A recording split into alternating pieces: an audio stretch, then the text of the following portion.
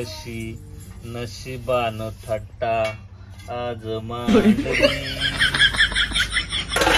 देवा परमेश्वरा.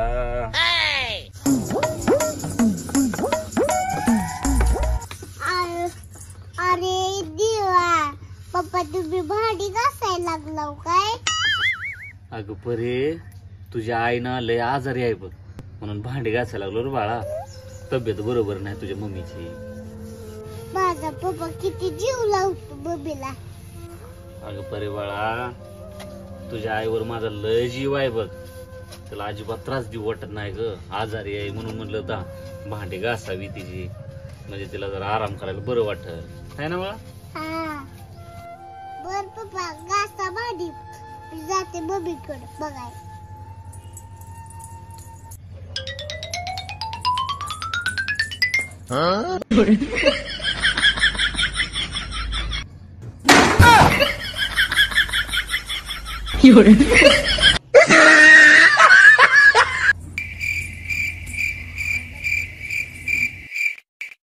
मम्मी लय आजारी होती ना, पप्पा म्हटलं तू लय आजारी होती.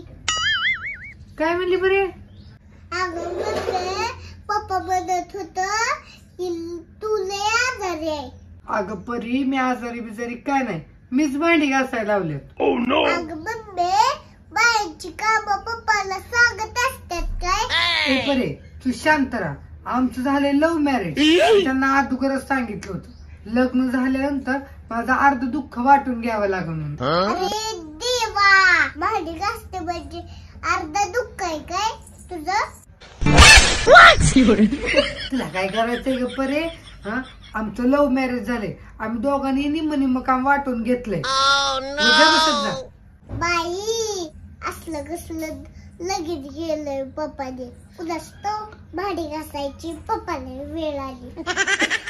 जा तुझं तू खेळायचं बघ. जाते जाते बाई, माझ्या पप्पाचा जीव खाती. बस गाडी ऐकून मी चालले.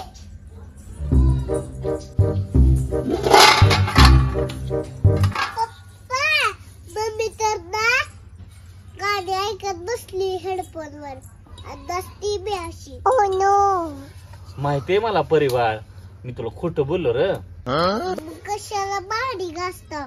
सांगा की मम्मीला भांडी घासाय.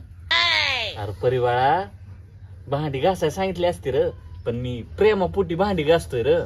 देवा, असलं कसलं प्रेम आहे भांडी घासायचं?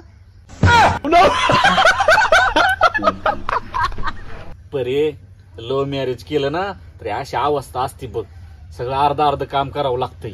तिनं बी कामाला जाते, मी बी कामाला जातोय, म्हणून सगळं निम निम काम करावं लागतंय. कधी कधी लय अवघड आहे गे लव्ह मॅरेज.